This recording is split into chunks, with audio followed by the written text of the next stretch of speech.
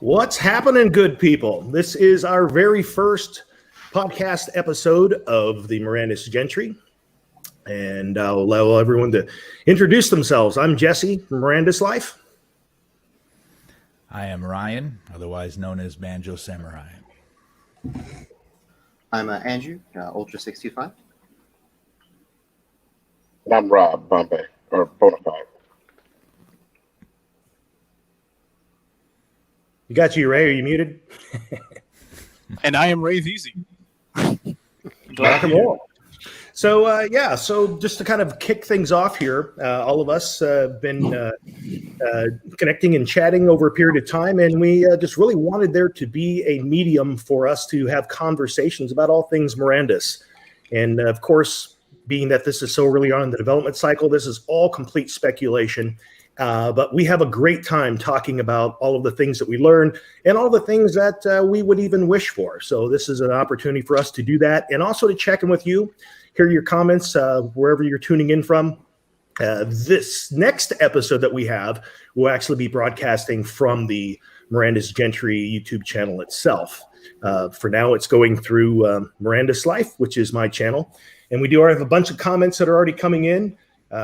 Figure while we're here, we might as well give a quick shout outs. We've got here. Happy 4th, everyone, from Richard. We've got other folks saying dungeons, man. That's what I'm waiting for. I think that's what we're all waiting for. Yes. Yeah, right. A couple other folks, mostly with questions and things that they would like to talk about. So we'll jump into those. Prewish says hello. Awesome, guys. Glad to have you here again for our very first episode. So what do you think, guys? Where do you want to start? We've got a lot of things we want to talk about. Obviously, there was a huge test server reveal yesterday that we got to actually see, what it looks like from within the game world. Lots of screenshots floating around, lots of good things that were shared, and plenty for us to talk about. So where would you like to begin? I think we rewind a little bit. I think we shoot back to the opera announcement. Then maybe we can cover some stuff we saw in game. Mm-hmm. And we can hit the stress test maybe a little bit later in the podcast. So I think it'd be an opportunity to really kind of open some conversation around what we have identified as the homeless shelter with the opera with the opera announcement and some of the free-to-play stuff. So who wants to pick up the starting of the conversation, or do you want me to just run with it? Go ahead and start. I've got lots of thoughts about it, but dig in. Yeah. Well, I think that I think it's great that they're looking for a way to bring the free-to-play players in. I think as you identified in your video and we've discussed privately, we don't quite see the transition from the free-to-play to the pay-to-play or to the pay-to-win or pay-to-earn.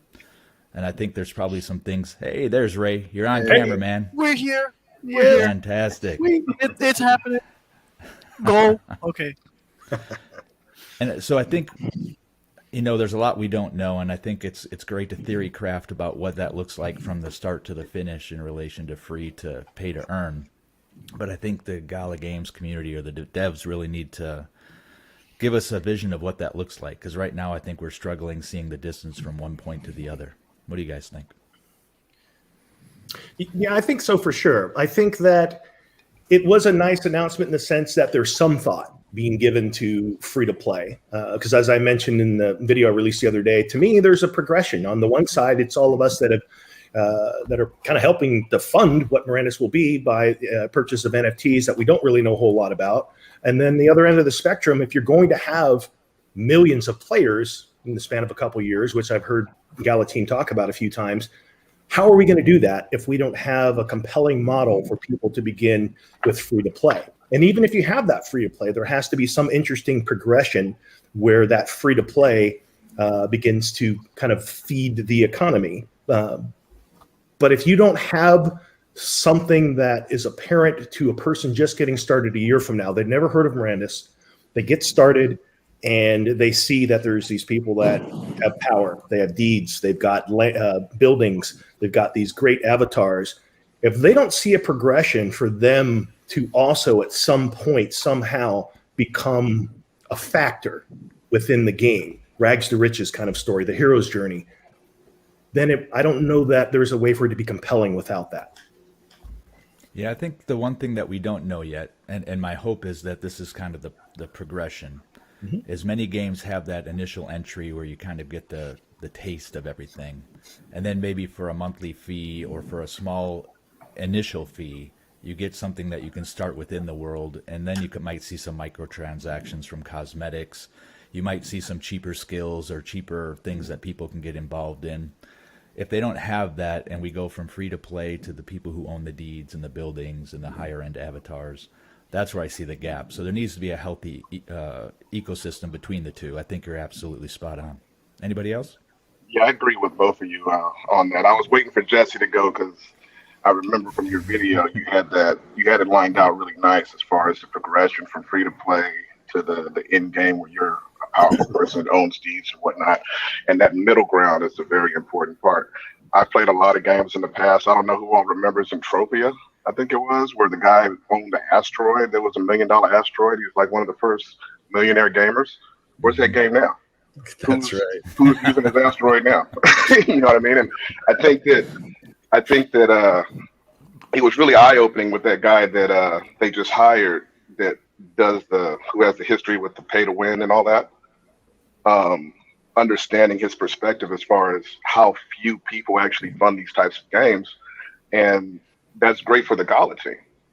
But we're not the typical early adopters of a video game here. We, in large parts, are all competent crypto investors, correct? So for the most part, we're people who are used to looking at things from an investment standpoint. Gala Games is not an investment, obviously, but nobody wants to throw a whole lot into something and then see it fall apart in 2 years. And that's kind of what happens with a lot of these things. Right. On that topic, and just so we can be clear on when I say investment, what I really mean, I'm really clear from the Gala side that nodes aren't an investment and some of the NFTs aren't an investment. But at the same time, I think that many of us have invested our money into this game, not looking for a return that's guaranteed by Gala Games, but really we're the front runners of this game that's kind of funding it. So when I say investment, I don't mean that Gala owes me anything from a security standpoint, but it's really about my time and my money. I think that's a really good point, Bonjo, because I think that isn't very clear a lot of times when people are talking about this, that really what everybody's talking about is everybody wants to see this game last for a long time. I mean, these games can go on look at WoW, how long did that go on? And that's obviously the best case scenario, but I mean, you don't want to see a game that you fell in love with and put a lot into go away, as soon as the free-to-play players can't move forward. Right. I'd like to piggyback on what you guys are talking about and simply say our time and imagination are invested into the game. And if those are the most valuable things that the majority of people think are valuable, then I think it's, it more or less would be if we're not talking monetarily, because we trade a lot of our time in this day and age for money. But not to just harp on that point, I just wanted to also share my knowing you guys for the short time that we've grown together. I know for a fact that I have the least experience with MMORPGs compared to you guys. I couldn't name at least half of the amount of games that you guys played or named. And because of time restraints outside of the internet world, from growing up until this day and age, I couldn't play as many games. But, some RuneScape and some Ember Sword Online were the main ones. So if there's anything, I could be the noob of the free-to-play person coming in. And I could more or less be on that end of the spectrum instead of like having all of us just hardcore experienced MMORPGs in here just to even out the discussion, I guess. I'm in the same boat as you, Ray. Okay, cool. Yeah, with family and everything, and then I was in the military. I didn't have time to play MMORPGs, so like now I'm slowly trying to get back into it. And then Townstar really helped me. Not financially, but it really did give me that boost I needed. And so now I'm starting to invest a little bit more, especially in the Gala Games. I love Gala Games. Yeah. And those of us that have spent the time and grinded through, there's many times where we probably shouldn't have been gaming. 100%. I'll be the first to admit that. Over the years, I got to a place where it's like, all right, I'm going to step away from it. But then when the holidays would come, and I'd know, okay, I have a window of time here. I'm going to go build a character in one of my favorite games. So that's kind of one of the ways I approach it. So getting back on topic with the sanctuary, one of the things that, and of course, a lot of people think that I'm critical of a lot of things that I say, but one of the reasons I want dialogue with the development team, no matter where they are in the development cycle, it's not like I don't feel like it would be them committing to things, but having this conversation about what we all collectively think is a great gaming experience goes a long way towards the planning process. And the sanctuary is a great example, because one of the questions I have is, the Grand Sanctuary functionality is this. It's going to educate new people that come into the world how to survive, lay of the land. It's going to shelter them and feed them so they can eat and sleep there when they have nowhere else to go. It's going to give them some basics. We don't know if those basics are going to be a sword or if it's going to be a pick to go work in a mine, but they're going to have some way to go and set out in the world and make a living. Well, one of my questions is, and I would have presented this if we had had a roundtable or a way for us to communicate with developers, why not build this into the existing buildings? I've got an inn. I'd put someone up, food and room and board for a micro contract that says that they pay me out of some of their, whatever they're doing in the world. Same thing with someone that's got a forward or, a weapon stand. So I think a lot of this functionality, and maybe it still can, but that is the part where I think a collective community conversation about what do you guys think of this goes a long way towards what can be within this game world. What do you guys think? I think something like that would also go a long way towards developing the kind of initial community that you would want in a game, because a lot of games tend to go toxic for various reasons, and by having a situation where the older veteran players almost have to look out for the new guys is always a good concept. Mm-hmm. And it actually really builds the team within a guild too, when you've got the people who are new and you're bringing on people into the world. They covered in Gala, in the Discord, they covered a little bit of that, at least as it relates to the node holders, and they were talking about currencies. And I really like the idea that the node holders are going to get a piece of the action on the in-game transactions. I know there's more details that need to be shared about that. However, at least that's getting us where we need to be. But I still think there's some information or some awareness we need to know around how the deed owners and the building owners are going to get a piece of that action. Yeah, my thought process, from what I understood, I guess, was that this is how it was going to be before sanctuaries. That we were going to be able to provide for anyone's needs if they're coming in with nothing. For all the descriptions that we got, those one-sentence descriptions on the buildings and the deeds that we were purchasing. So maybe I overlooked something, or I didn't hear something, but being spread across multiple different areas in the NFT space, maybe I didn't catch that. Actually, do you mind? There's Barbonic. Hopefully, I said your name correctly. He says that I think there should be an option for traditional players to get into the game without setting up a crypto wallet to attract them.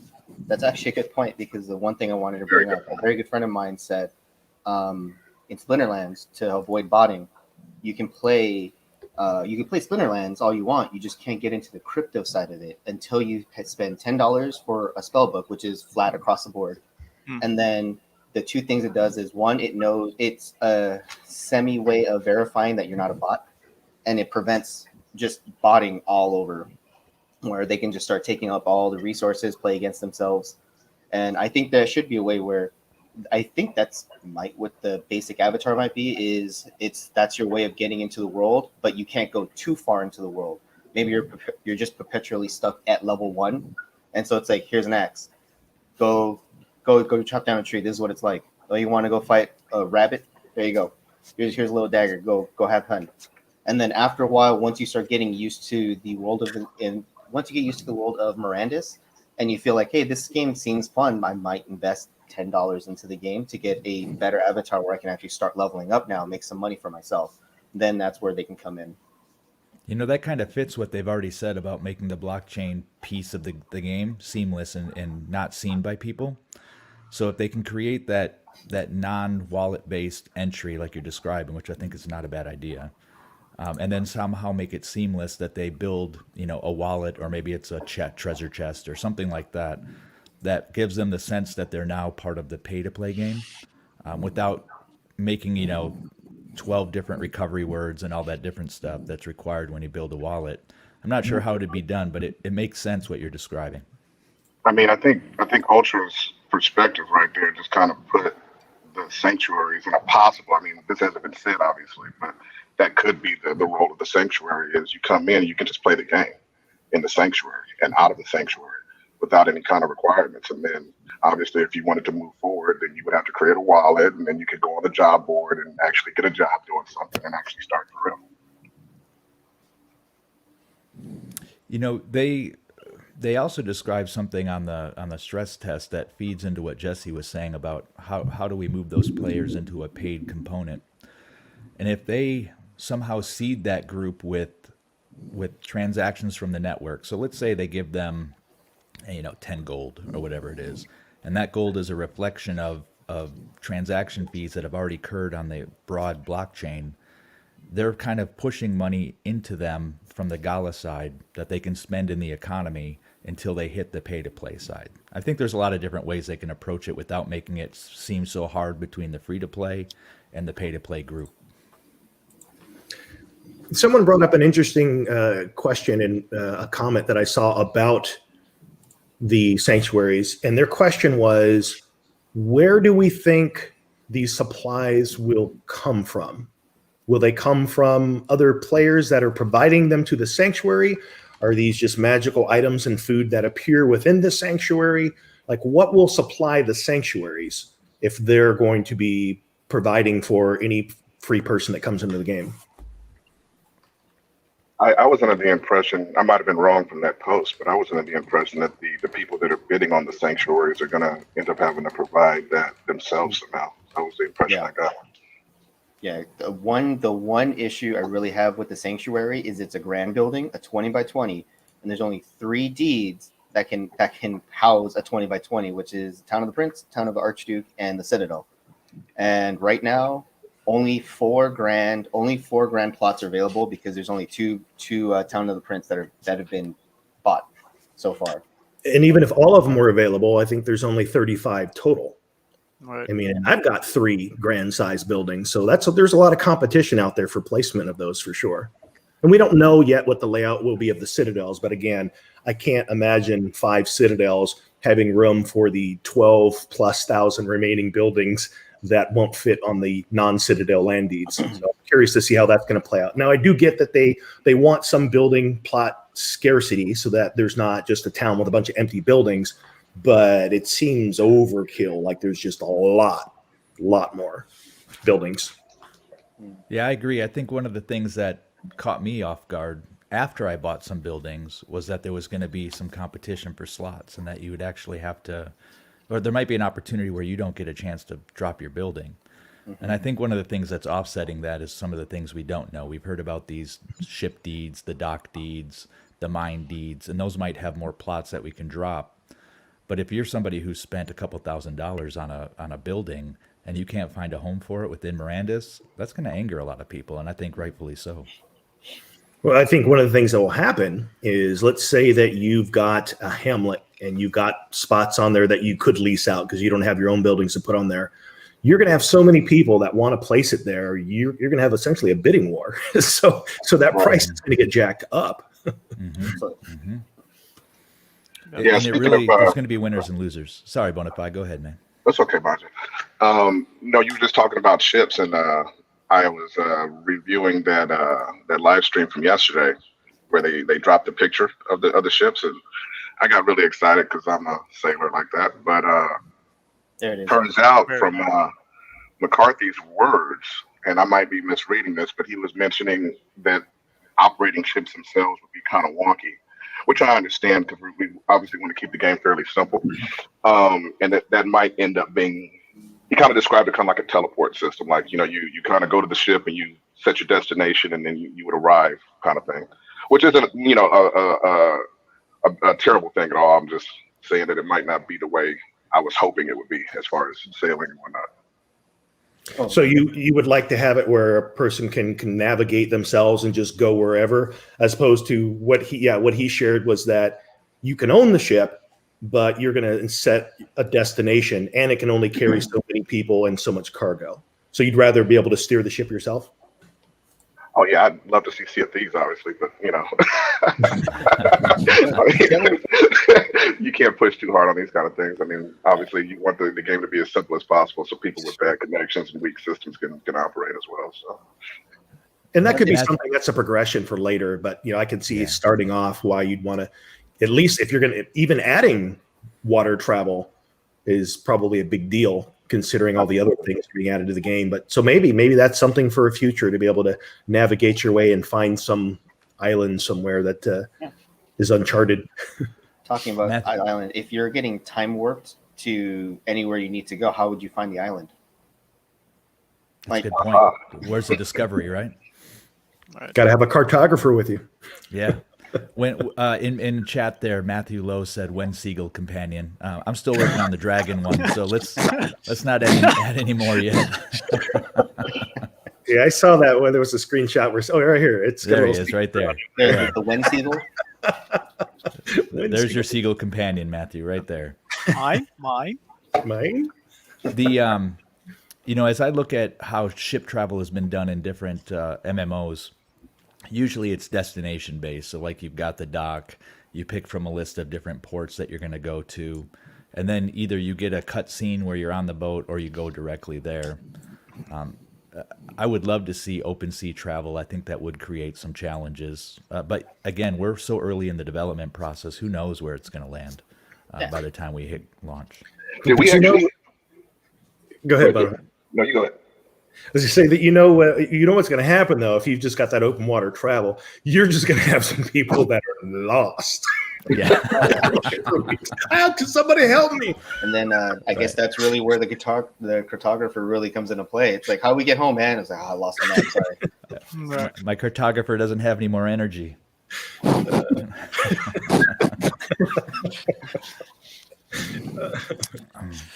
it is exciting. I think.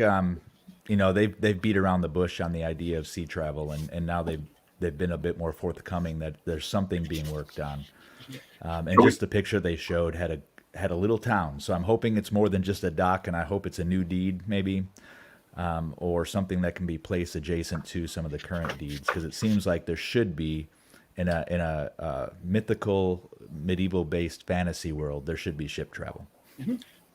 Now, did we get confirmation that there would be actual ship deeds, or was that what a thing that we actually heard? They didn't say the deeds exist, but they're playing with the idea that ships will exist. So we don't know if, hopefully this doesn't happen. We have ship NFTs. I just hope we can build the ships. The ports, I'm hoping with ports, they have port deeds or rights where you can build ports next to deeds, seeing as they've been really pushing or McCarthy's really been pushing that no more deeds are going to drop.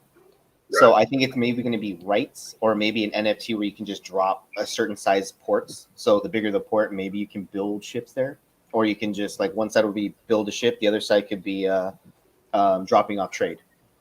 Or one of the workarounds could be that there's a cap on land deeds, but maybe sea deeds are their own thing, and so that's how they could go about it. And the way he described it in the stream yesterday was that he can't imagine a world to the scale and what he wants to do with Mirandus without sea travel, and that being a part of the exploration process. So even though there was no direct mention of how you're going to own a ship or a deed, I'd say it's 100% that it's going to be in there. But what was also hinted at is that there's going to probably be an avatar in the next release related to it. And I'm buying it. Hands down. I'm excited. Monty Burns in chat is dropping the heat, and this is a little bit controversial. He says seagulls could be super rare and then make 10,000 of them for $500. Not too super rare, right? Special seagull. We do have a Matthew Masari. If I could relocate his... Wow, that just updated and threw me down. Sorry about that, guys. But he was more or less asking the experience that we had if we were in the stress test yesterday. And I, for the most part, was able to stay on longer, I guess, than other people that I was with in the Discord chat. And my experience was not the worst compared to others that I've heard.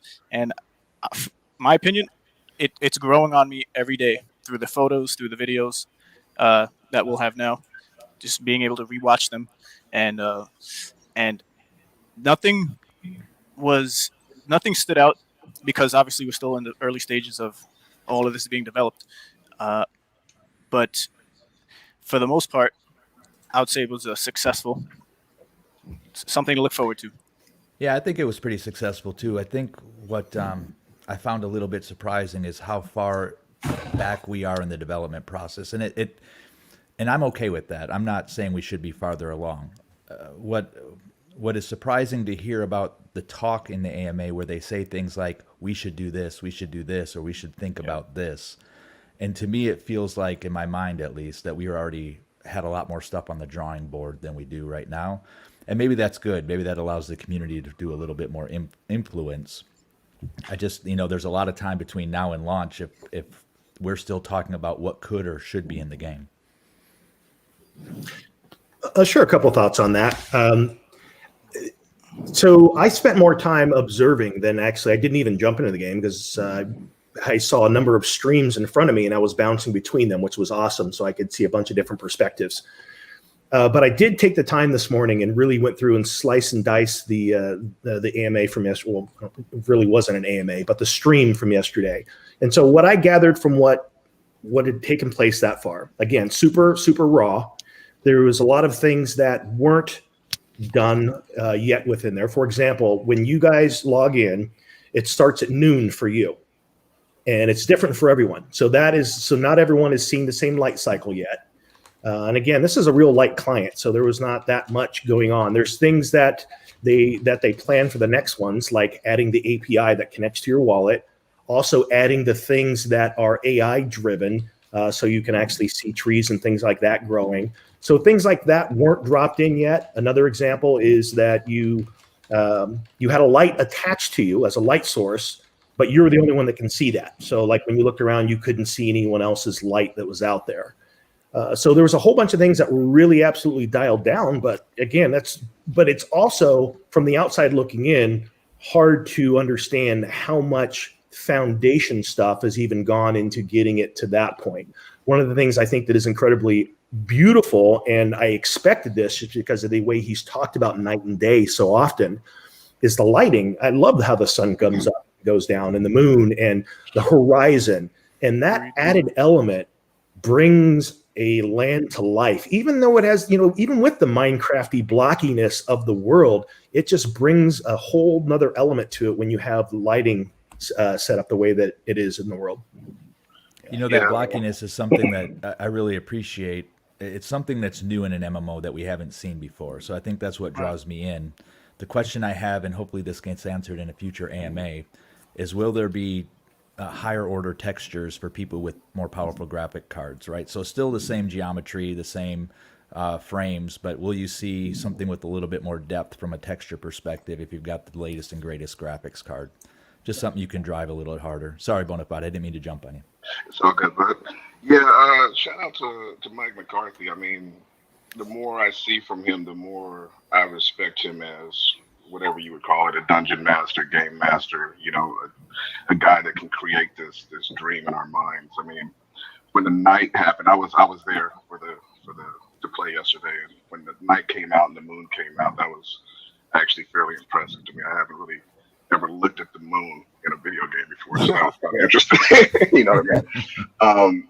And then as far as functionality and all that type of thing, I mean, and I'm not a game developer or anything like that, but I kind of looked at the whole process as sort of a window, like we were outside, we're looking in a window and we can see something that they wanted to show us. And like you were saying, Jesse, I mean, when devs are creating, there's guys over here working on something, there's guys over here working on something. This is ready to ship, that's not ready to ship. We're not seeing none of that. So, they showed us what they needed us to play with, and we played with it. And, there could be a whole lot of things that are in the background that are built, but that we weren't touching for whatever reason, But like you were saying, Banjo, I mean, at the same time, there is quite a bit of of stuff that they're admitting that they haven't actually fleshed out yet as well. So knowing where we're at on the timeline is something that seems fairly impossible without more communication. Do you know that there's actually in the blog, when I've gone back through the Gala Games blog, there's been a few things that kind of throw some tidbits out there that address exactly what we're talking about. One of those, as you can see here with the roof, the way that they're integrating more of an organic shading pattern. You know, the one on the left was kind of where they started. The one on the right there is now you kind of have just a little bit more texture, and just things like that give it a more interesting feel. And I'm sure that because they're using Unity, they will be able to circle back at a later date and do things that significantly add to graphics. For example, we don't know what it's going to look like when the wind blows. You know, will you see grass and leaves and trees move? That's something maybe they could do later. But even the baseline of what they have now, I think, is amazing.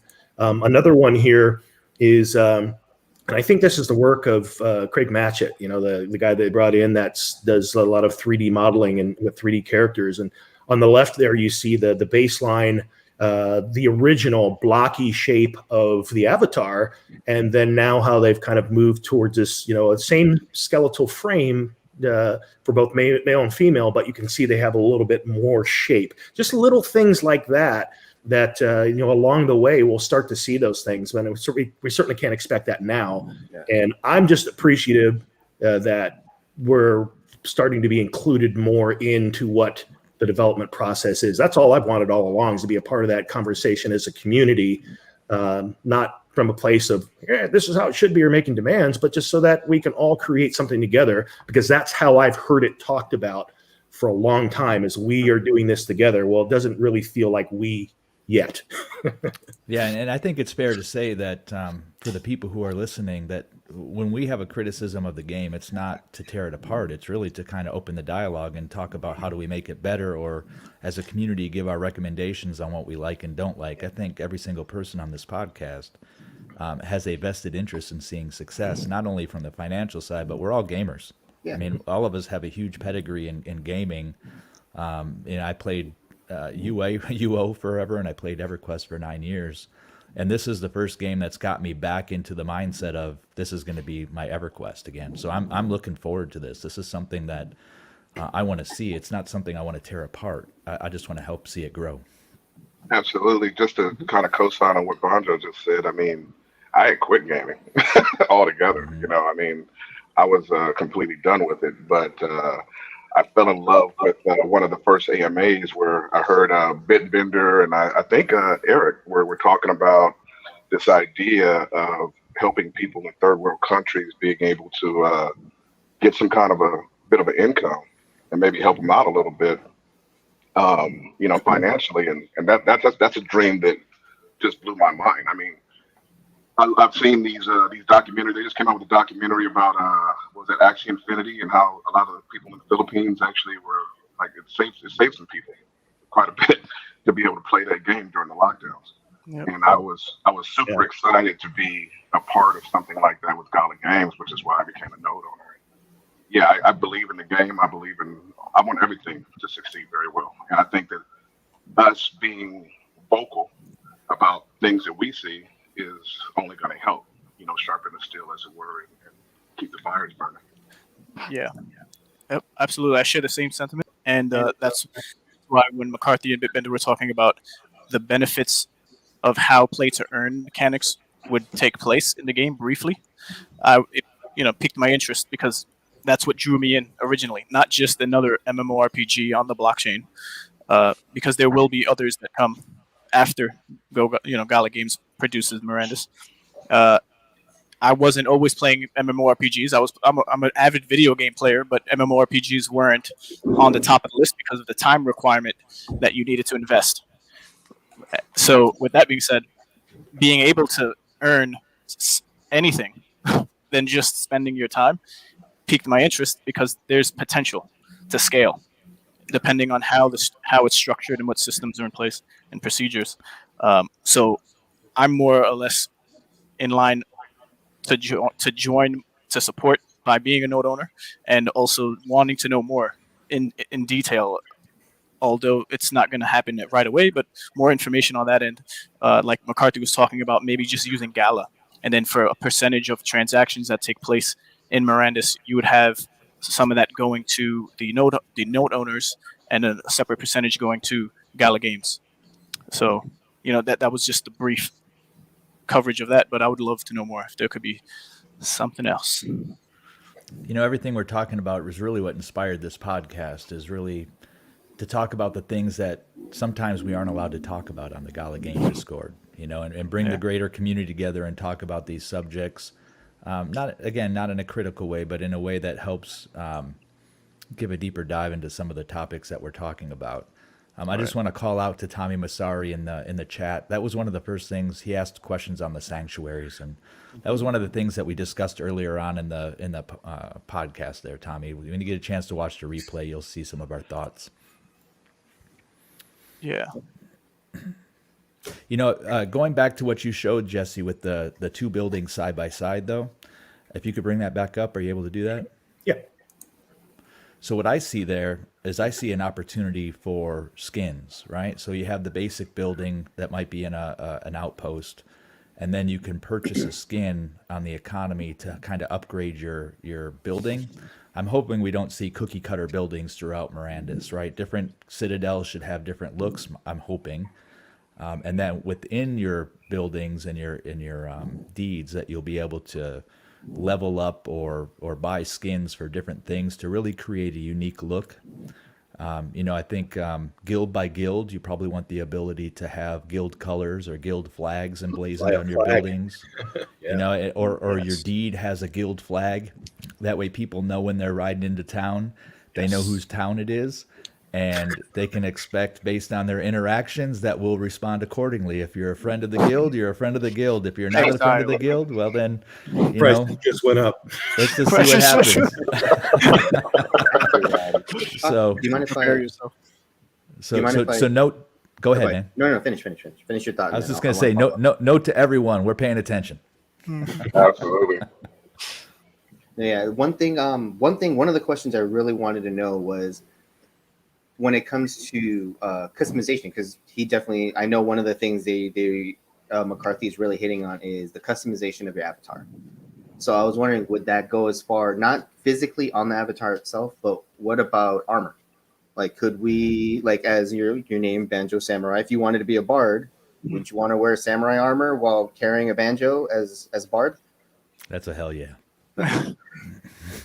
And then that's another way you can do it as well, where it doesn't change the stats of the game. So you can wear plate armor, you can wear samurai armor, you can wear legionnaire armor. It doesn't really matter. They're all the same stats across the board. It just looks different, so you can wear a uniform for your guild. And that's kind of expected in games now, right? That you have some level of customization, from the tinting of the armor down to the armor types. My hope is that it's very robust as far as the customization at the avatar level. Jesse, it sounds like you were about to say something. Oh, I like how the thought has been put into the avatar having so many attachment points. The one thing, though, that I wish, and I still haven't heard a definitive on this, I've heard some people say, no, it's only going to be first person. But as you saw, even in this test, the way that the camera, where you place the camera is what dictates that. And the camera was placed on the avatar, which is why you could see that strange kind of illusion sometimes of seeing kind of like the facial features and things like that. But I would love to be able to have that little bit pulled back where I can see my character. That's to me, there's an experience that you get from seeing your avatar interact with other people. And especially if you're going to deck it out in cool stuff, I want to be able to see that. That's just my personal experience. I'd like to be able to see my character on the screen. Even something as simple as just over the shoulder, like Gears of War. You couldn't go out that far for a reason, because they wanted things to sneak up on you. But it's just over the shoulder, and you can flip which side you want it, and at least you can see something. And they don't even have to. They don't even have to make it widescreen. If you want to do over the shoulder, you could still make it a narrow vision, but at least over the shoulder would be nice. Because moving around, especially because I guess my graphics weren't as good as Ray's. Because looking at Ray's, his was running smooth, but mine was just, I'll take 2 steps in the left, and then I'm looking behind me and looking down. I was like, what the hell just happened? Well, I think I recall somebody saying something about VR as well, and both, 3/4 view and first-person view have completely different they show up differently in VR, right? So I think there's benefits to both from a VR perspective. If you really want to be immersed, first person in VR is awesome. But I've done a lot of third person or 3/4 view VR games, and I love the feel. I really love the feel of it. Yeah, having that option is always wanted on my end. I'm talking just for myself, but I don't know. In the chat, what do you want? Third person? Yeah. First person? We want to hear from you too. Let's go. I don't want to pay 1 ETH for a mirror NFT. Good point. Don't forget about the crypto aspect. I've always been the gamer that zooms all the way out for maximum visibility. But Sure. I mean, that's kind of cheating in a way in a game like this. I understand what McCarthy's trying to do as far as to create that dream. He probably wants to control our field of view, but I agree with you guys that we should have a little bit of a choice at least to be able to see ourselves, Yeah, Barbone C, or I can't pronounce the name, he said in chat that VR, he mentioned a game called Moss that's pretty popular in the VR community, and it's a great example of 3/4 view. It completely immerses you in the game, and it almost has the idea, if you've ever done role-playing games where you've had miniatures, it almost has that feel of a role-playing game with a bunch of miniatures on the table. That's what I like about it so much. No, and then I understand. That's what I was saying with the over the shoulder aspect. It doesn't give you the bird eye view where you can zoom back and see 360 around yourself. With third person over the shoulder, you can still force it so that the camera only sees what's in front of you, and you can limit how much you can see because we still have peripherals. We can still see a little bit to the side of our eyes. So like I'm okay with that, but just stuck in first person view after a while. I believe Jesse, you said it in yours. You kind of get a vertigo after a while, and I was getting vertigo, and I don't get vertigo, and just playing the game and then just moving back and forth, and I can't even control how far I'm going. I was starting to get vertigo myself, and I had to actually jump out of the game a couple of times to relax a little bit. Yeah, that aspect of fatigue is definitely going to affect at least a segment of players, and which is going to impact game time, how much time you're actually in the game. So yeah, I would love to be able to see a couple different options. Actually, I was thinking about it. One way we could do it is you could see in front of you, you can see perfectly fine, but then give it kind of like a haze on the side. Because if you think about it, if you see something running across, you're going to look in the direction that came, but you won't know exactly what it is. Right. But that's the one way you can get around it. Is give a peripheral haze around you if you're over the shoulder. That's wonderful. Actually, that's a great idea. Since we're kind of talking about the world, Jesse, do you have some of those pictures from your last video that you could bring up, and we can kind of talk about the scenery and what we're seeing? More photos. Yeah. You looking for stuff from yesterday or stuff that they've dropped in the past? Stuff you talked about in your last video. Oh yeah, sure. For example, like this one. Beautiful.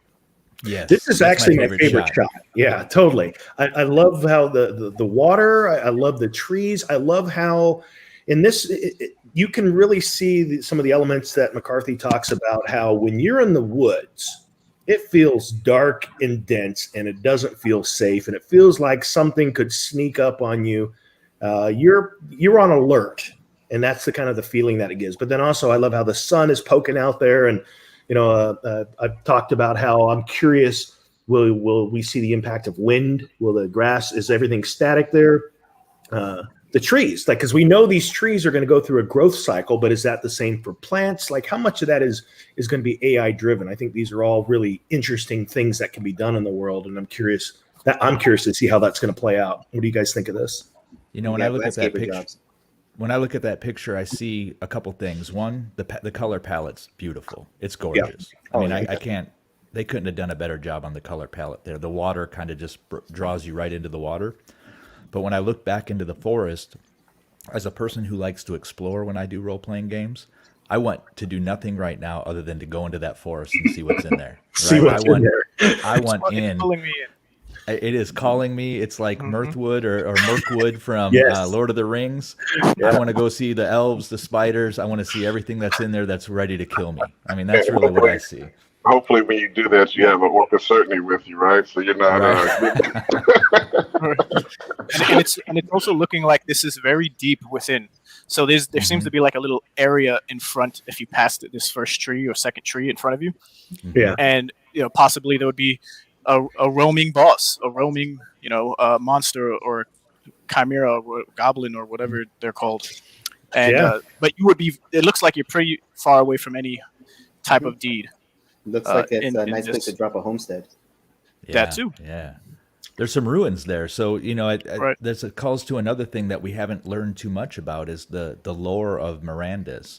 And are we coming into a place where there has been civilizations of times past that we're going to come across that within the land? And as I look at the picture up to the left there, it looks like that we're going to see some level of ruins within the game. Right.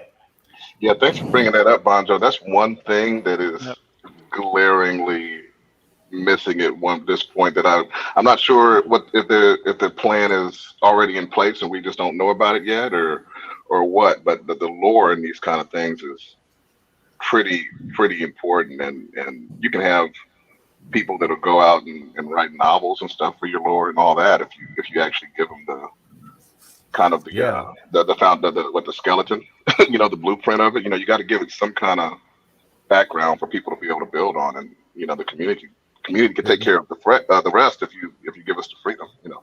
You're always going to have the creative types who want to do in art of the game or lore writing about the game, and those people are part of the community that's necessary to have a thriving and robust community, right? You need to have an avenue for those people, and I'm not saying that you have to have Lord of the Realms or Lord of the Rings rather lore behind it, but at least something to start the journey, because you have the people who are going to be here wanting to role play hard too. And they're going to be in character, and they're going to be referring back to things from the lore that are important to them or a part of their character in game. I think I heard on one of the AMAs, one of the guys mentioned Guild Wars 2 or Guild Wars 1 at one point, and that was one of the most amazing things when Guild Wars 2 was coming out. Was before the launch, they actually released like 3 or 4 novels, and I mean the lore of Guild Wars was already set in stone, but they let some people put some books out, and that was amazing. I mean, that just really drew you in and had you. There was no way you weren't going to be there on launch day, Yeah. I think that one of the things that was mentioned yesterday, I think it's pretty interesting too, is that they're talking about doing things like putting treasures in random places, which I think is interesting and adds to it. You could just be out exploring, and who knows, decide you see an X on a tree and decide to start digging, or even like in that shot that we saw here with the water, where who knows, maybe this is a spot where a special herb grows, and that's the only way you can make a particular potion. So there's lots to think about how this world could be created. But I do agree that the lore part definitely plays a big role. Some of the influences obviously are the things that they've read in the movies they watch themselves and they like. For example, you heard all 3 of them have read Name of the Wind, and so saw McCarthy talking about copper jots and like forms of currency in those books and experiences within those books, and that is a great book, by the way. But those things are influences for all of us in some way, whether it's the books we've read, and even in our guild, we were talking about Dragonlance novels and and things that we've read in the past that just like, wow, when we think back, wouldn't it be great to experience that kind of thing within a game? 100%. Can you bring up another picture, Jesse? I know you had a couple. That one's an awesome picture. So we've got this one, which is, we don't know how much of mock-up this is, but it is obviously a night shot that just looks eerie. It looks like, if you're coming out of the woods and you've been in the woods for a while and things are howling out there, you might be really happy to see, look, there's some light ahead. Oh, I'm almost to a town where I'm going to be safe and I can go to a tavern or an inn. So there's that one. And then, of course, yesterday, we got to see just a bit of, when it's dark, it is dark. You got to see the moon out there. But as things develop, I think we will start to see, like, you can see kind of an image of a person there walking, but if he did have a lantern, I don't know if it'll be torches we'll be using, but it'll be really interesting just to see what the real experience is when you're navigating through the dark to get from place to place. It's different when you're close to town, but imagine just really being out in the middle of nowhere. Yeah, well, after seeing... After seeing the stress test and looking at that picture, I have a newfound, I guess, interest in things that can see in the dark for sure. Shout out to Monty Burns from the comments right quick. He said, "Kill just before you get to the gate." That's exactly what I was feeling. That would be rough. He was talking about the, you coming through the dark, seeing the town. Like, Like, thanks for getting me to Town Cemetery, guys. bag full of goods, and I didn't make it. Right. That's hilarious. Nice. Let's see here. So you guys want to see more of? One thing I want to show is this one here, which is I thought was interesting. I don't know if this was just art on their side, but I always thought it was fascinating that this image has a floating citadel in the sky. I mean, is that going to be a thing? You're going to have a place where you have to teleport, or is that was just for art's sake? And then actually all the citadels will be on the land. Yeah, Well, Bender did say that he wanted to have they're thinking of adding magical circles to charging teleport, batteries? but making it very limited. Yeah, Citadel of the Wind makes complete sense right there. That's what I see. Right. But then where do you put Citadel of the Moon? Can't even Well, see it on the map anymore. It's a little higher up. You got to go further. I love this picture. Yeah. I love it. Yeah, this one I think there's so much going on. That's the thing I like about this one. You've got 3 different types of crops that are growing there. You've got a couple people working, so it makes you wonder, like, if you own a farming hamlet, can you hire some farm hands? Is that their main job? I mean, how many people does it take to manage all of that? Can a random passerby snatch your crops, or is there just a way for you to only for the deed owner or the people that have been given authorization to be able to do that? You've got carts, you've got wheelbarrows. Are those functional? How will you transport goods? Because you do see one dude down there walking. He's carrying a plank. So is that how you got to get stuff around? One guy on a horse. So yeah, there's so much going on in this one image. Well, One thing I really like from that. Go ahead, man. Right quick. One thing I really like from that picture is that guy on that horse. And I remember McCarthy talking about how he wanted you to be able to see all the stuff that was in your inventory. You look at that guy; he's like loaded up, man. Like he's ready to go. Right? He's really just looking at all the stuff he has on. So go ahead, Dodger. Yeah. So, if we think about Townstar, because I'm really trying to understand the relationship and what we see in Townstar and how it's going to show up in Mirandus. I know we've seen some cross game or heard about some cross game skins and things like that. But if you think about how the NPCs in Townstar react, when we're starting to build a building, they're walking around, and Jesse brought up the guy with the plank, and that might be a reflection of somebody who's a builder who's kind of on autopilot, going from maybe a storehouse to a building, and that's how the building grows. I mean, it's all theory craft right now, but it kind of appears to me that there's going to be characters in the game that are a reflection of some of the deeds and buildings that we see. Just to co-sign on that, I was really excited to hear them discussing the ability for you to be able to run your crafters and such from a mobile device. And Yeah. I just, I'm trying to keep myself in check. But I mean, that idea is just amazing to me. I hope that they do everything they can with that, because that would really be a great thing. And it also reduces that time sitting at the computer staring at a screen that a lot of games have a problem with, is how to keep people locked on. I like the idea that they're kind of moving away from that you could be off doing some other things and managing your shop from your phone. And your shop doesn't have to shut down while you're away or whatever. Right. I think one thing this does show is the vibrancy of a town, though. Sorry, Jesse, I'm hitting it one more time before you flip it. Yeah, no worries. It shows that it's not just this cookie cutter thing. It's going to feel like a little town, as far as I can see in this picture. If this is the goal that they're going for, I'm pleased. I'm ready to see what it looks like. Yes, me too. Yeah, it could also be a part of a citadel. It's Well, somebody said in chat that this is a farming deed or a farming hamlet. Right, I'm not right, sure right. if that's true, but if you took a look at the buildings, you could kind of see if it fits with one of Sure. the deeds. Yeah. Go ahead. All right. There we go. So this next shot here, is an interesting one because it kind of combines a couple of things. It kind of shows you that this person's out somewhere, there's some ruins around, and then it looks like, I did hear McCarthy say there's going to be some instances where when you go down, you're just going downstairs, but then those times where you're going down into a dungeon. And I'm curious if that's what this is, how it's lit up here. And the other thing I'm curious about with this one is, like, how will the mechanics work when you're in water? Will it be hard to get out? You see where there's a cliff in front of them. Like, can you just fall off into the oblivion? I hope so. I mean, I feel like you kind of got to be able to fall off a cliff. The question is how that's going to be implemented. How do you retrieve your gear?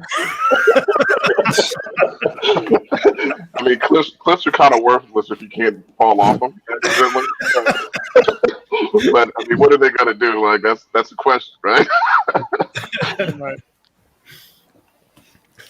But this one also draws you in, right? I mean, the water, again, you want to look in the water and see if there's anything there. You want to understand why those ruins are there and understand the story. You've got this stairs that lead you down into something that could be dangerous, but could be exciting at the same time. Mm-hmm. So, I mean, these pictures that they're showing, I think for the person who's really excited about the game, only wants them to want more at this point. Yeah. Right. Shout out to Vera Bonk in the chat. He says they already said that you won't lose any NFTs. Yeah, that's something that's a blockchain thing, right? But at the same time, the Michael McCarthy wants it to be very serious when you die, as serious as possible, I'm thinking.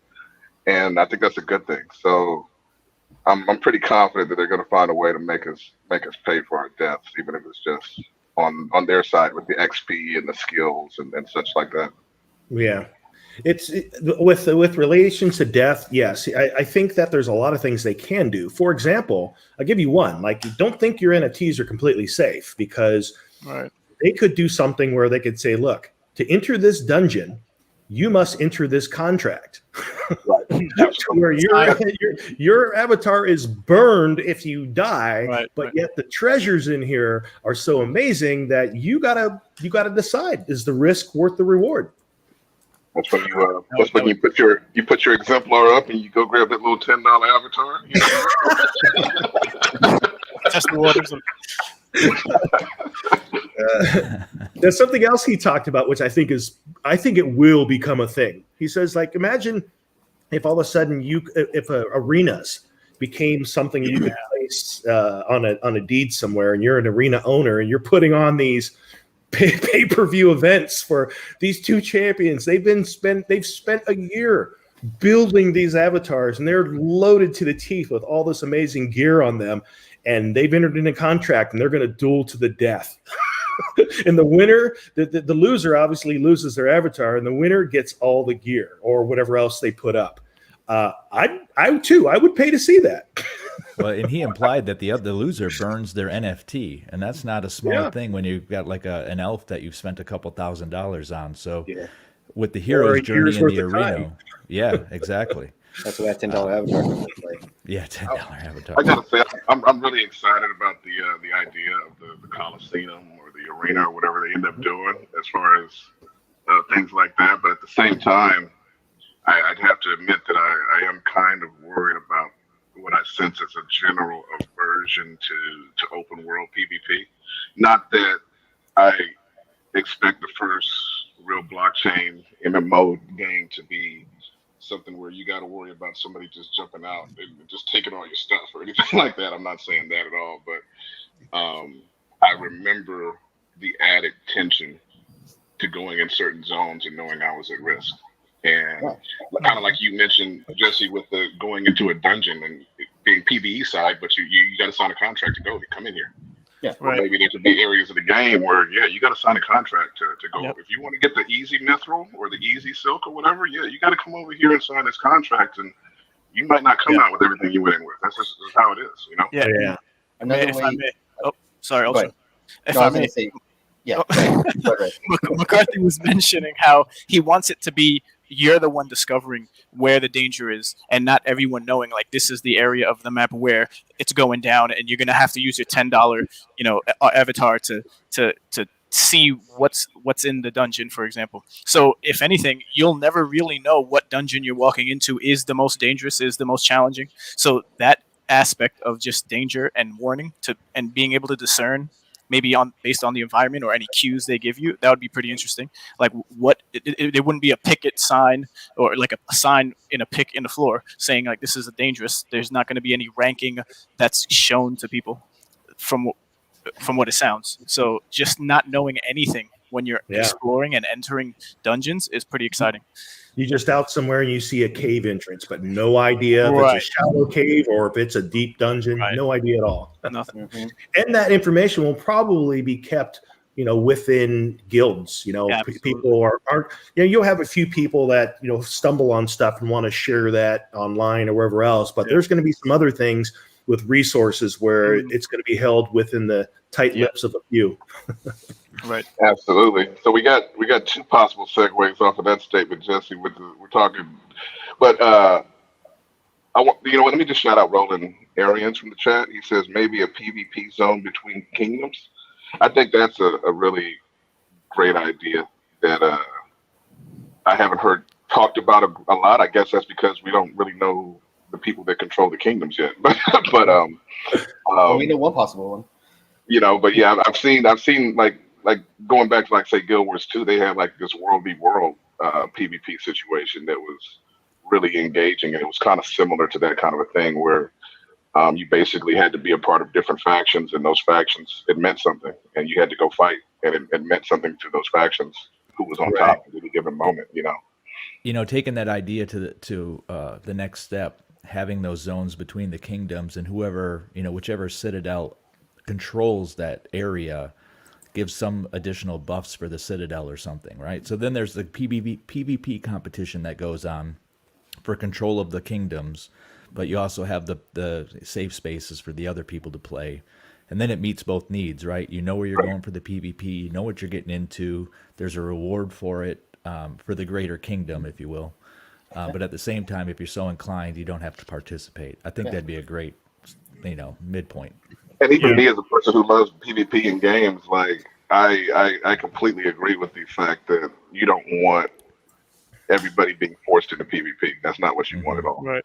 That's terrible for bringing new players in. It's also terrible for retention. So that's not something that I'm talking about. You definitely want to be able to protect the masses from the people that are out there just ready to fight.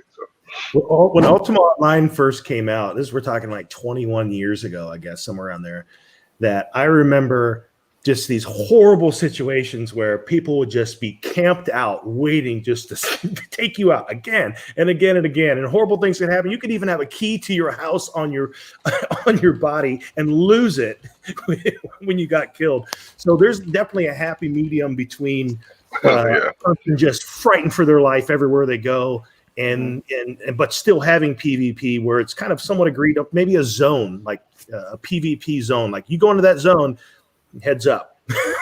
Yeah, I had the same experience, Jesse. I got my butt wiped in Ultima Online in those PvP areas, and it honestly, I'll be frank, it's what caused me to leave the game. It was no more fun. Mm-hmm. You had the people who were just monsters in PvP, and looking back on it, these guys put a lot of time into it. But you couldn't walk 10 feet without just getting waxed. And at that point, EverQuest was coming out shortly, so I was looking forward to that. But it turned me off. So I like the idea of having something you can choose to do versus something that you're forced to do. Actually, especially in a game like this where it's like you definitely have this model where people can definitely pay to be more powerful than you. So I mean, it's nothing for some guy from a rich country with a rich family to end up just dominating everybody in Mirandus. I was gonna say one way you could technically get around red zones is time limits, where it could be during a certain time of the day. So like for 1 hour, it's a red zone. So you can have more stronger monsters out, or people can go in. So you're just happy to be stuck in the area. Like you're either hiding out in your home, or it gives you some kind of time to get out of there, and even a countdown saying this area, zone 1 is gonna turn into a red zone in 1 hour, and then it gives you the option to either if they don't give us coliseums or we can't build our own, we can create areas where they can give us ahead of time. Zones 1 and 3 will become red zones at this time, and then that's where we can do matches, like gladiator matches. Also, it just popped into my head. It would be a cool mechanic if a deed owner at a certain, I guess, level of deed ownership, like if it's a Viscount and higher, if you were able to toggle on or off a PvP circumference around your deed, where now no one coming in would know that it's on or off, and you would always have that aspect of like you have to be on your toes. You can't be on the exile list of anyone because you would just simply just get killed. And if somebody wanted to kill you, they can. But you would have to be ready for any type of travel, for any type of town you're walking into. It's like the Wild West out here. You got to. So if you can toggle it on, then maybe only the guild members would know that at any one time there's no friendly fire. But if there was some quarrels within a guild, it would be pretty interesting to see how one could fall apart from within, from the the power struggles of a particular guild that has too many members in it. That would be pretty cool because it wouldn't have no effect on any other guild. It would just fall apart on its own, and then there would be a new a new leader of that guild, and it would spread across the land via the old times ways, or Twitter, of course, if everyone is updating Twitter. I gotta say, Ray, don't give me that kind of power because my outpost. Off with his head. That would be pretty cool if you had a village and you're in a guild and you have a battle going on with another guild. You could toggle kill on sight within that's proximity. Awesome. Mass bounty program.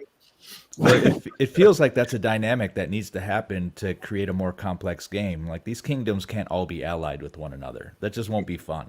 Right. It's also not real life. And I think, and I think people are kind of used to now. They're used to things like Game of Thrones, for example, where all these kingdoms were fighting with one another. Some were allied, and I think the same goes for guilds, right?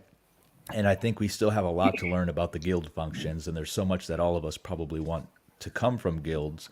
But if there's not the ability to ally or be in conflict with another guild, I feel like there's going to be something it's going to be a little bit light on the MMO side, in my opinion. One way I guess you could get around the PvP portion is in your avatar, you can toggle PvP or not. So if you want to play PvP, toggle PvP. But then I guess on the other end, if you do want to do PvP, maybe you could you could potentially add if you toggle PvP on and you leave it on for 24 hours, it gives you a 5% increase in resources. That way it helps people go into the PvP world. But if you're like a level 1, level 2, just trying to get up, turn it off. Go chop your wood. You'll see random people trying to stab you. You're just like, whatever, man. I'm just trying to chop wood here. I saw someone post a comment in the Gala Discord.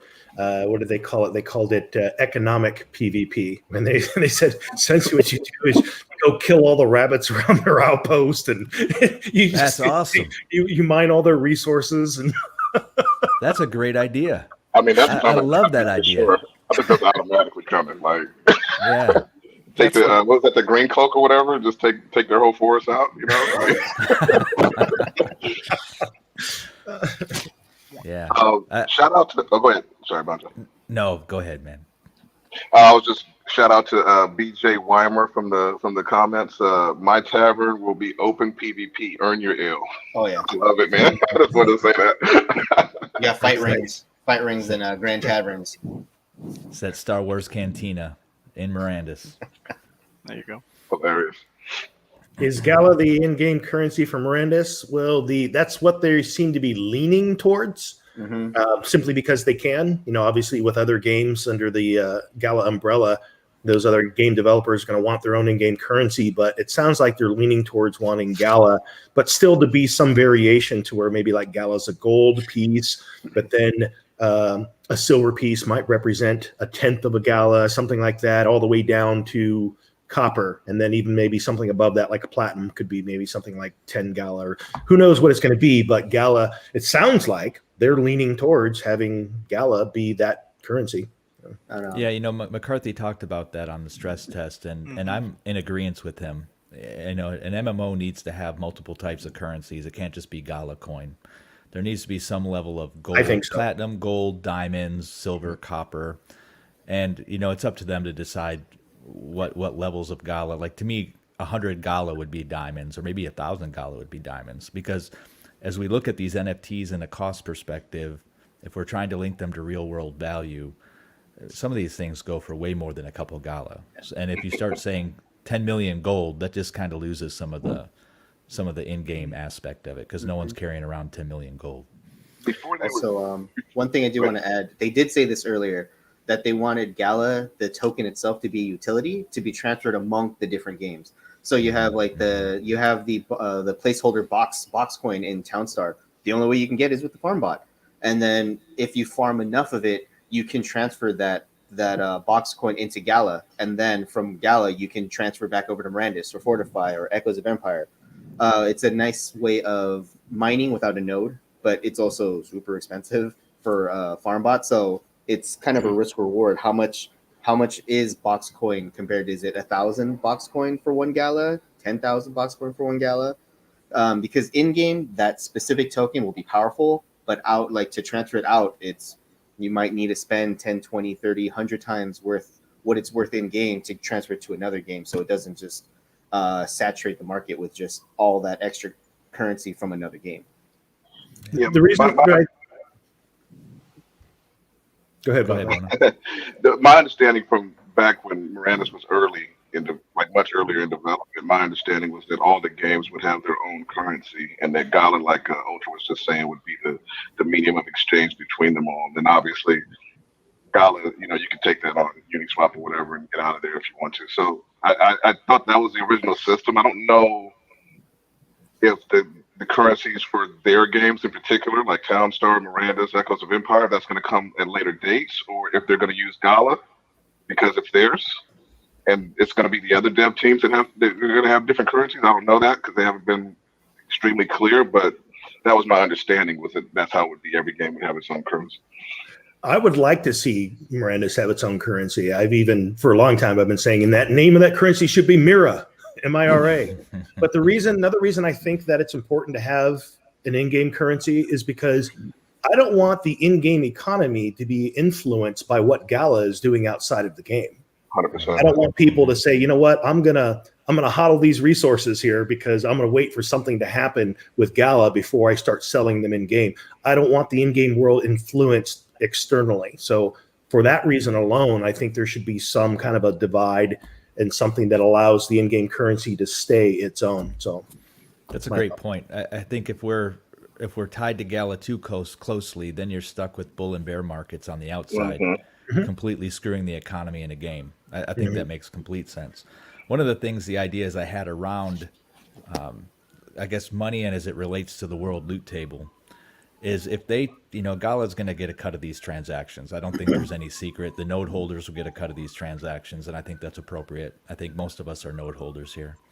But my idea was, and I put this in the recommendations, is they take a percentage of each one of those transactions and put it right back into the world loot table.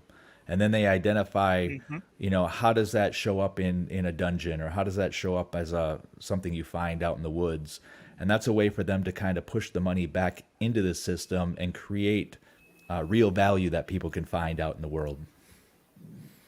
Yeah, I agree. I just wanted to make a point of how when Ember Sword, another NFT gaming company, had their first land sale, the breakdown wasn't as clear up until the day before the land sale of what percentage was going to be allocated to people who own any settlements or land plots, and then what was going to be distributed to the company after the fact, and how, in what radius do you benefit from transactions? Is it going to be on every corner of the map, no matter what transaction, that we're going to reap the benefits as node owners, or is it only in a certain vicinity or only in your deed? So having a visual would also be something I would look forward to having of the breakdown of the play to earn part of Mirandus. Yeah. I'm also curious. So if you own a deed, let's say you own a village or a town, So yes, you can collect rent for your building plots, Right. but as is common in the medieval times, is there a tax? Is there on transaction of sales? Does a percentage of that go to the deed owner? Does a percentage of it go to the kingdom if you happen to be within the span of a citadel and the kingdom? I'm curious to see how those mechanics could work, because that is almost what you would expect from an economy that worked that way. Well, if we go back during that time, there was a lot of barter as well. So if you had a Right. smith who made 10 swords, maybe 2 of those swords go to the landholder for him to do with what he wants, or maybe arm his army or do something like that. I think we can even go below the cash piece of it. And if you make 10 cakes, landowner, the bakery owner gets one of those cakes and he can go and sell that cake or use it for his own purpose. Yeah. From a contract perspective, I love the idea, and it was when the whole sanctuary thing came up that it really became more apparent. I love the idea of being able to create a contract with any player that says, hey, you don't have the money, but I'm going to sell you this sword, and you've got a month to pay for this sword at this price. You make your payments, everything's good. And if they don't follow through in the contract, obviously they lose the sword and it goes back into the owner's inventory. But that will be an amazing way to help kickstart people just getting started in the world, but also helping the businesses to thrive. I think you can automate it. I think you can automate it and not make it something they have to pay back. Just a portion of their earnings comes back to you until it's paid off. Sure. When I'm saying contract, that's kind of the underneath the layer of what will be happening between the NFT transfer. Why not? Because I know in real life, this one guy did he rented out his Tesla like one state away. Like, why can't you do that in the game where you have a payment system? It's like every time you earn some money, I take like 2% of that until it's paid off.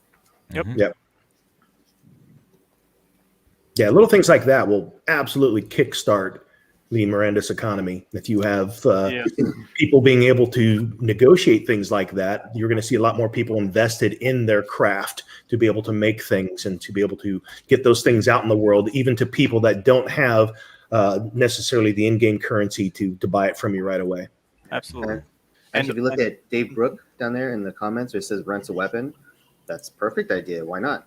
You want to rent that flame sword to take out the Minotaur King, go for it. Hopefully you can pay and it just doesn't disappear out of your hand when you're fighting him because you ran out of money. But having this, I see would be a great thing. Having people stick around when you're coming in as a free to play, knowing that you'll have this loan against your armor and weapons that you would have to trade for your time, which would yield some in-game currency that you would take a percentage of as the one borrowing the armor or shield or sword.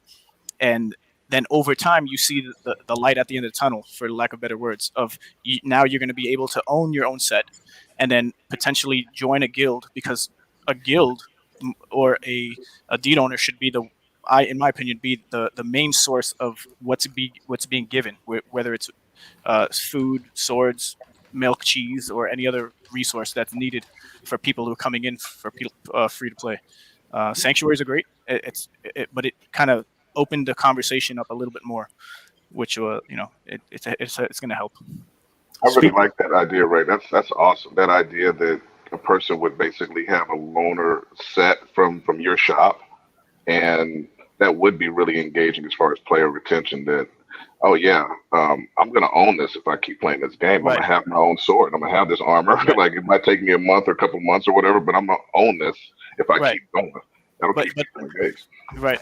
But it would have go up. So just briefly, it would have to be the majority of people who own buildings and deeds, who are either in a guild or in a small community or just a loner with a fairly large deed, who can hire people more or less to have these loans out contract wise.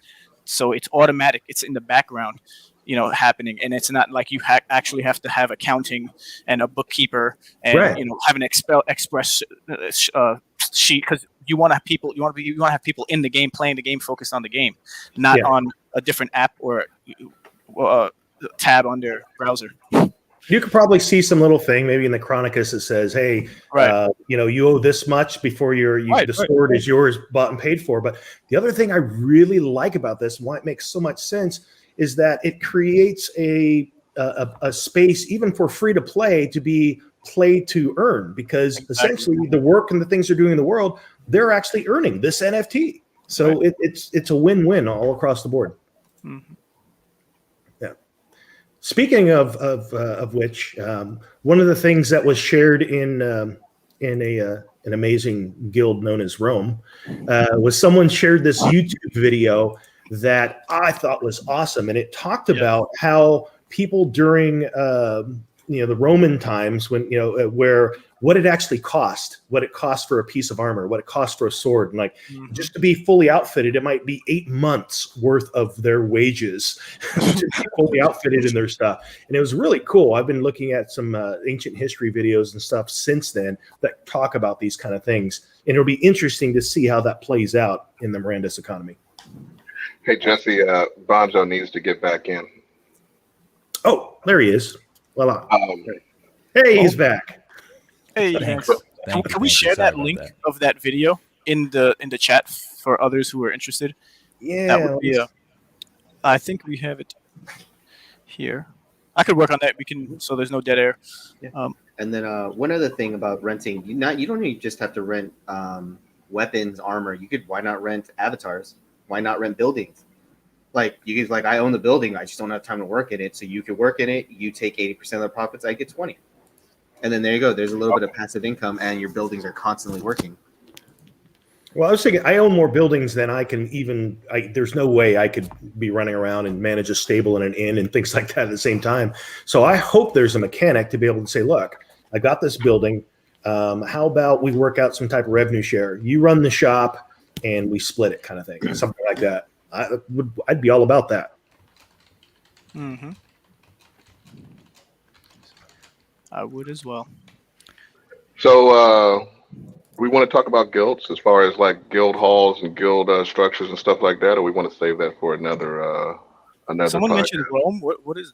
I think Jesse said something about Rome. I did say something about Rome. I said something about Rome, and that is being an amazing guild, which I think you guys have all heard of it before. I think you guys have heard of it. I'll share just something briefly about it for me.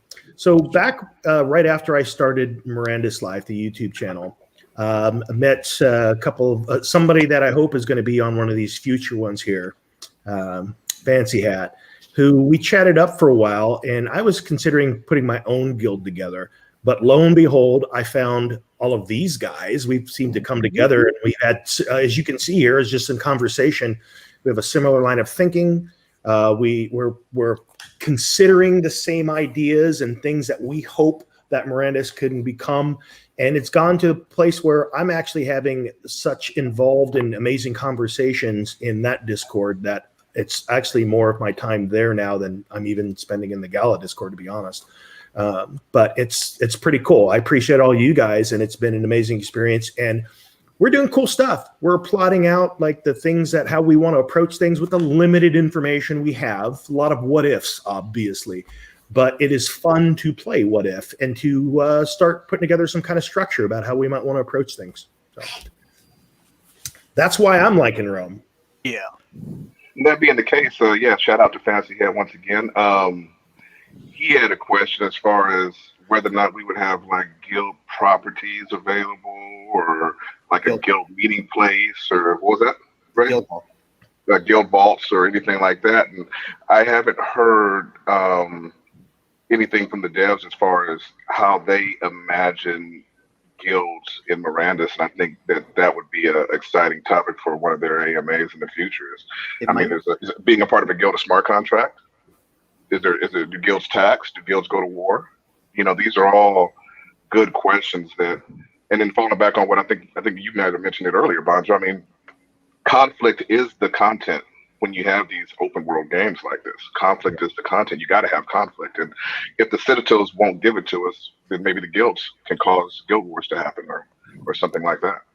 And I think that people at this day and age, they now expect some sort of robust guild system, right? And if there's the idea, back in the day with Ultima Online, EverQuest, early WoW, people just kind of did this stuff out of game. They built these communities, and now all these games are putting this stuff inside the game.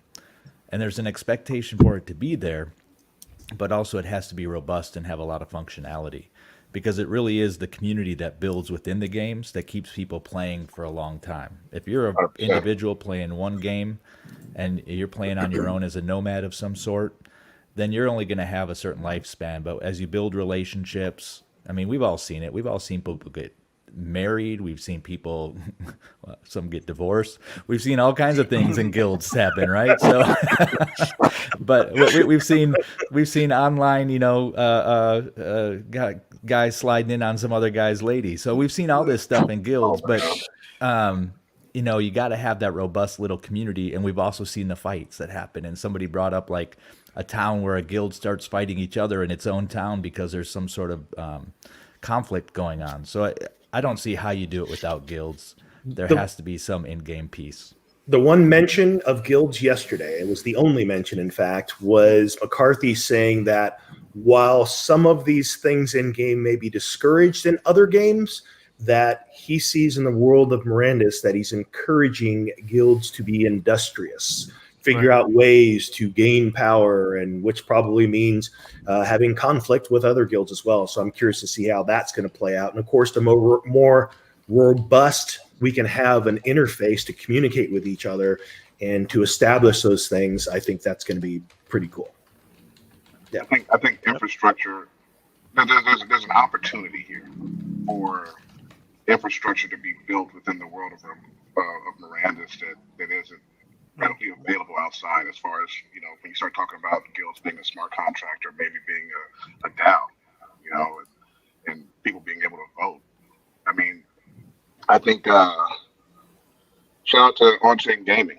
I think he wanted to create something like a DAO to be able to buy one of the Citadels, and I thought that was an amazing idea. But I never heard anything back from Gala Games on that. I mean, these last Citadels, that's a lot of money. It's either going to be a corporation or it's going to be the players banding together by the thousands or the millions or whatever in order to afford that. And that's possible only through some sort of DAO smart contract system within the game. And that system would probably be revolutionary because I don't know of anybody else who's done that yet. Yeah, I see iGuard here mentions that building up economy will be first before thinking of war. I think there's a lot of truth to that, because in the very beginning, it's like there won't be much conflict between guilds because there won't be like there's resources that they're squabbling over and or lobbying and positioning for things. So I think in the very beginning, it would probably be this thing where people are building up, and all of a sudden, there's a little bit of envy or something here, and then some event that happens in a dungeon. You took my kill, and some conflict start. I think one of the things that it's worth saying right now, since we brought up Rome and we're talking on a community podcast. This isn't necessarily a Rome podcast. This is a community podcast. This is for everybody who plays Mirandus. It's to talk about the things that we can't always talk about in Discord. And I think you can expect to see other people from outside of Rome coming on to talk with us over the mic and on camera. Hopefully we can get some Gala people on here at times. So I really want to just emphasize that this is a full community podcast. It's not just about us. We want to include everybody in this dialogue. Truth. Yes, Absolutely. preach. Someone's asking, I see that, should I buy deeds or buildings? It's obviously there is no financial advice given on this channel. None of us are financial planners and advisors. I'm not. So, it's one of those things where you're going to have to decide for yourself. And I think what it comes down to is like, how do you see yourself participating in the game world? Because there's going to be people that don't want to do any of that. They just want to go out and they want to dungeon crawl. There's going to be people, we've talked to some people that, I just want to farm. So in that case, yeah, he's going to need something to farm on. Other people want to focus on supply chain. Other people are just looking to go out and do PvP. So hopefully there's a place for everyone. So whether or not you should or shouldn't depends on how you want to approach the game. That's my thought. So, I'm looking at it a couple different ways. There's so much to do. There's so many different ways you can participate. I love crafting. I love exploring. I love adventuring. I felt personally that I needed to have a deed just to be able to participate in that dialogue and understand that piece of the game. So, I'm going to try to hit it from a bunch of different angles. I know we have different levels of financial investment here. But, I'm looking at the way I'm approaching it is I've got my deed. Now I'm working on what I want to do with my crafting, right? So what kind of crafter do I want to be, and what type of buildings do I need to own to have some level of success within the crafting community? And then once the game launches, I just know my play style is let's get out there and see what's out there. Let's explore and open up the map, so to speak, before I start diving into a profession. Yeah. Right. Yeah, I could see somebody planting a homestead out in the middle of nowhere where they stumble upon some herb that only grows there, and just that's what they do. They're a hermit, and they're like once a week they go to town and sell their herbs. Yeah. Yeah. Yeah. When I first started learning about Mirandus, that's what I did initially before I was with Rome. And shout outs to Fancy Hat.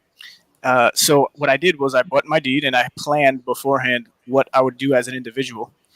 And, there was some thought of how, if I was a part of a larger group of people, how I would contribute. But more or less with these huge MMORPG games that come out, you're kind of like, you jump in naked and you have nothing. So I wanted to be self-sufficient in that manner, just in the event where groups were already formed or no one's going to want you on a team or a guild, or you'd start your own. Right, so many avenues to take, but being self-sufficient was my main goal, but now it doesn't even matter. Yeah, my personal perspective, I was looking at the deeds and looking at the buildings, and I realized how many more buildings there are than deeds. Mm-hmm. And then the deeds, I didn't really understand in the beginning when they were cheaper, obviously.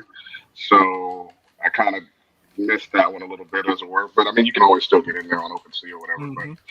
But when I saw the exemplars, I'm a sucker for pretty characters. I always have been. So the idea of being able to get a character that specializes in something that's important and then being able to rent that out to other players was something I felt comfortable with. So I kind of focused on that, and then just to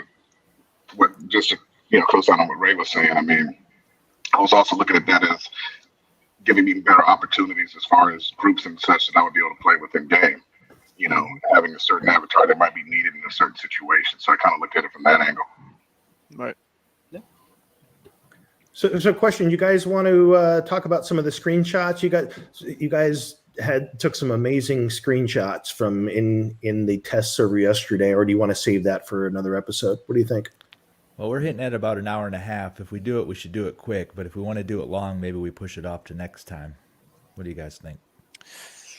I feel like saving some stuff for next time is a good idea. We don't want to make things too long for people, but I'm not trying to cut us off either. We could tease it. Tease it. Go ahead and tease. Well, actually, Jesse, why don't you talk about what we've talked about for the next episode? Yeah. That's good. Hold on now. Too.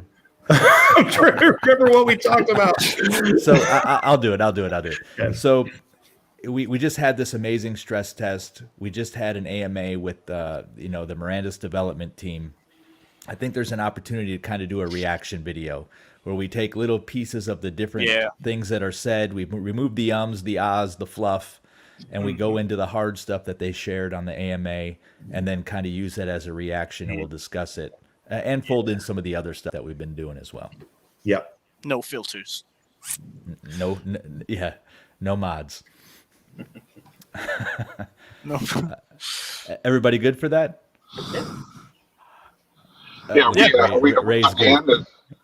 If we're going to end, then I just want to shout out Gala Games. Like I think everybody really appreciates what you guys are doing. I mean, for me, I love what you guys are doing. I it's a lot of hope for gaming now that I didn't have before. I felt like gaming was kind of going in a bad direction before I came across your guys' organization. So I'm really happy to see what you guys are doing. I'm excited about all the games. I haven't even got a chance to look at the Echoes of Empire thing yet. I got to look at that probably a little bit later today. Yeah. One thing I do want to say though is we're not coming at it as refutters, because all of us have invested.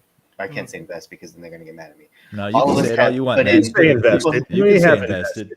But yeah, But pretty much a lot of people, especially us, have invested some kind of money, whether it's a few $100s to like tens of thousands of dollars. And it would be nice. And I understand there's that information embargo. They're very limited on what they could say. The devs don't want to say anything because then they have said things where they tease people and then they take it as like that's it. Like that's gonna happen. Like no, they're developing. Everything is subject to everything is subject to change. I don't think they have. I think for the most people are smart enough to realize that whatever they say, while we're not even at a pre. Like, what do they say? Bit Bender was saying we're at that stress test was a pre. He put like 10 pre's in front of that alpha. Like everything is subject to change. Buildings, what they're talked about a month ago can be completely different from what it is a year from now because it could be a better system, it could be a worse system. And I just kind of wish, and I think it would help everyone in general, is just a little bit of information, nothing big. Yeah. Or anything like, or just clarification on some things, like the blogs. For the avatars, some of the blogs they can do this and this and this, but then if you go into the Gala store, it doesn't have anything in there, or at least nothing in the parentheses. And so, like for the the cartographer is a good one. It doesn't give it anything specific, and I understand it because they may want to change a few things because. Is it come down to they only make maps? Are they able to add special things here or there?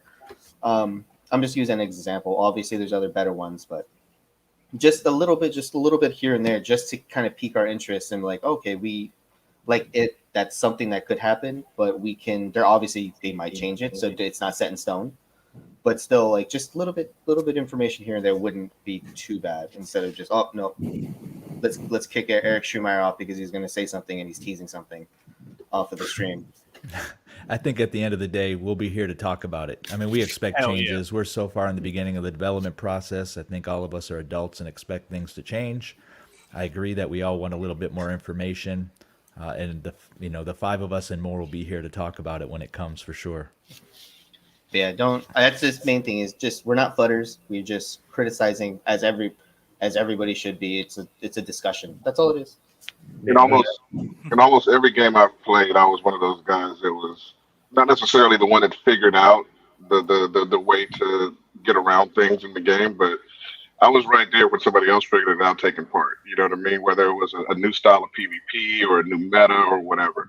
And so that being the case, I've been nerfed many, many times in games. You know, my thing that I was doing was no longer possible for months or years. You know what I mean? And I expect that with, like, say, the exemplars, for instance. I expect that the exemplars that we have right now, they might be too powerful when the game launches, and some of them might get nerfed, and some of them might not be good for the first year. And I get that. That's how games work. You gotta protect the game before you can protect the individuals. So I think we all understand that. I think in an upcoming video we talk about the exemplars and we kind of talk about how we hope to see them used personally. I mean, we all bought our own favorites, and there's an opportunity to kind of theory craft what that looks like in the game as well. You guys mind if I give a plug real quick here? Yeah, go ahead, man. So I just put this up on the screen a second ago. I don't even talk about this in anywhere really, but I actually created a site that I've just been plugging stuff into as it's released. And so it's complete at this point with it's Mirandus.life. And so you can literally go there and search it all by all the tags, by anything that's a 5x5, anything that is, you can search by show me all the humans. It's got all of the land deeds, all the avatars, and all the buildings. And so, yeah, as more NFTs and things are released, I'll continue to add them here. There's even a thing when you let me see on OpenSea what I can get it for. So all that stuff is plugged into Mirandus.life. And I'll continue to build that as more information comes out. So just wanted to share that. It's great to see some good resources from the community being built. Because you can't get everything on the Gala website, obviously, and I don't know that it's their responsibility to do it, but the fact that we have a community member out there kind of gathering this information and making it a resource to the community is awesome. Thank you. Thanks a lot, Jess. Cheers. All right, Jesse, why don't you close us out? All right. Well, that does conclude our very first episode, and a fine episode, if I may say so. I enjoyed it. I enjoyed the conversation and just all the what ifs. And it's nice to have a medium where we can just openly talk about all of the things that we've heard, all of the things that we would like to see, and just even the concerns and you name it. It's just an open medium and format for us to just share things and also to hear from you. So I look forward to doing more of these. I thank all of you guys for sure for being a part of this. And I look forward to the next one. And the next one we will be broadcasting from, it'll be on its own channel as well. It'll still be, I'll be streaming also still on Mirandus Life, but it will have its own, the Mirandus Gentry YouTube channel as well. And with that, guys, yeah, it's been awesome. And I look forward to the next one. Peace out. It's everyone. Everyone. Bye, everybody.